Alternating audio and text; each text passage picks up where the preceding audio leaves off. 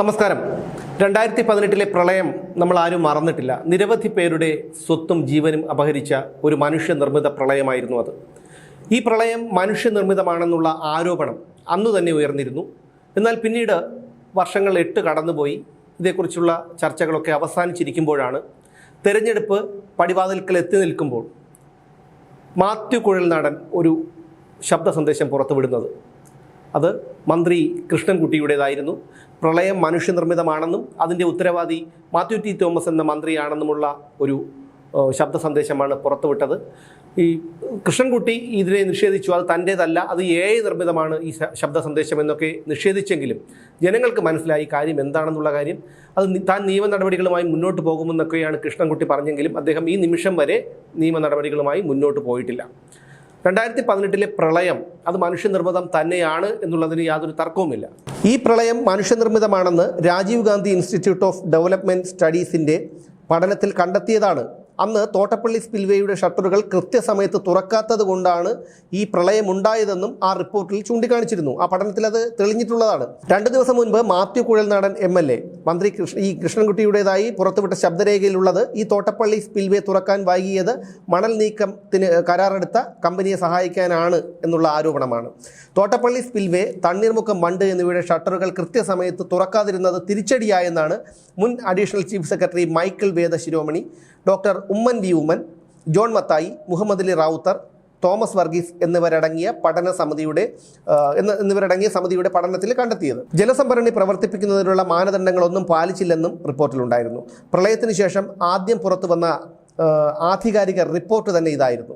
പിന്നീട് ഹൈക്കോടതി നിയോഗിച്ച അമിക്കസ് ക്യൂറി 2019 ഏപ്രിലിൽ കോടതിയിൽ സമർപ്പിച്ച റിപ്പോർട്ടിൽ അണക്കെട്ടുകൾ ഫലപ്രദമായി കൈകാര്യം ചെയ്തില്ല എന്ന് കണ്ടെത്തിയിരുന്നു. പെരുമഴയിൽ ഡാമുകൾ തുറന്നുവിട്ടത് പ്രളയത്തിൻ്റെ ആക്കം കൂട്ടി. സാധാരണയേക്കാൾ 42% അധികം മഴ പെയ്തതും ഓഗസ്റ്റ് 15 മുതൽ 17 വരെ ഉള്ള ആ സമയത്ത് അതിരൂക്ഷമായി മഴ പെയ്തിരുന്നു. ആ മഴ പെയ്തതും പ്രളയത്തിനിടയാക്കി എന്നുള്ളതാണ് ഈ പഠനത്തിൽ കണ്ടെത്തിയത്. പ്രളയം ഫലപ്രദമായി കൈകാര്യം ചെയ്യാൻ ഡാമുകൾക്ക് കഴിയാത്തതും ഒട്ടേറെ ഡാമുകളിൽ നിന്ന് ഒരുമിച്ച് വെള്ളം തുറന്നുവിട്ടതും പ്രളയത്തിൻ്റെ തീവ്രത വർദ്ധിപ്പിച്ചു. കേരളം നേരിട്ട ഏറ്റവും വലിയ പ്രകൃതി ദുരന്തമെന്ന നിലയ്ക്ക് പ്രളയത്തെക്കുറിച്ച് റിട്ടയർഡ് ജഡ്ജിയുടെ നേതൃത്വത്തിൽ സ്വതന്ത്ര സമിതി അന്വേഷിക്കണമെന്ന് ശുപാർശ ചെയ്തിരുന്നുവെങ്കിലും അത് നടപ്പിലായിട്ടില്ല. അപ്പോൾ ഇത് കൃത്യമായി മനുഷ്യനിർമ്മിതമായിട്ടുള്ള ഒരു പ്രളയമാണെന്നാണ് പഠനത്തിൽ കണ്ടെത്തിയത്. അതിനുശേഷം ഒരു തുടർ നടപടികളും ഉണ്ടായില്ല. കാരണം മരണപ്പെട്ടവരെല്ലാം സാധാരണക്കാരാണ്.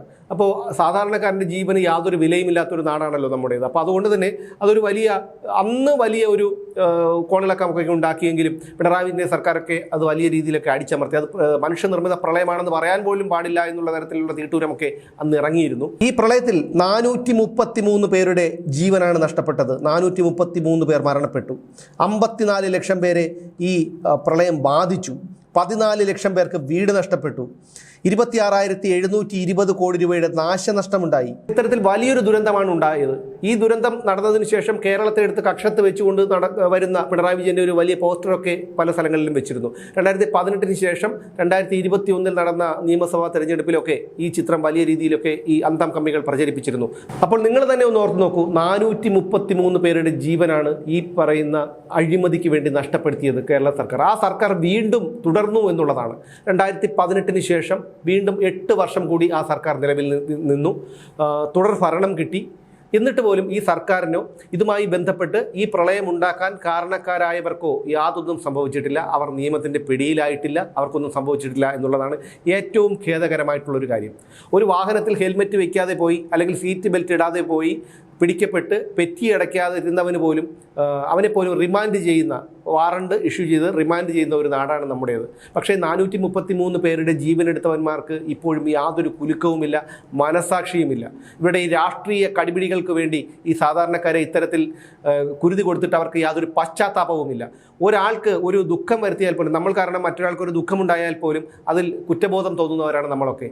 പക്ഷേ ഈ 433 പേരുടെ ജീവൻ എടുത്തിട്ടും അവരുടെ ആശ്രിതരെ നരകയാതനയിലാക്കിയിട്ടും അവരുടെ സ്വത്തുക്കളെല്ലാം നഷ്ടപ്പെടുത്തിയിട്ടും ഈ നരാധമന്മാർക്ക് യാതൊരു കുലുക്കവുമില്ല, കുറ്റബോധവുമില്ല, പശ്ചാത്താപവുമില്ല. അവർക്കിപ്പോഴും അധികാരം വേണം. ഈ പറഞ്ഞത് പ്രളയത്തെക്കുറിച്ചുള്ള വെളിപ്പെടുത്തൽ നടത്തിയത് പ്രതിപക്ഷത്തുള്ളവരോ അല്ലെങ്കിൽ മറ്റ് മാധ്യമപ്രവർത്തകരോ ആരുമല്ല. അത് ഈ പാർട്ടിയുടെ, ഈ സർക്കാരിൻ്റെ ഭാഗമായിട്ടുള്ള, ഈ മുന്നണിയുടെ ഭാഗമായിട്ടുള്ള ഒരു മന്ത്രിയാണ് എന്നുള്ളതാണ് ഏറ്റവും വലിയ ഗുരുതരമായിട്ടുള്ള ഒരു കാര്യം. പണത്തിനു വേണ്ടി ആരെയും എന്തും ചെയ്യാം എന്നുള്ള ഒരു ധാർഷ്ട്യം, അത്യാഗ്രഹമാണ് ഇവർക്കൊക്കെ.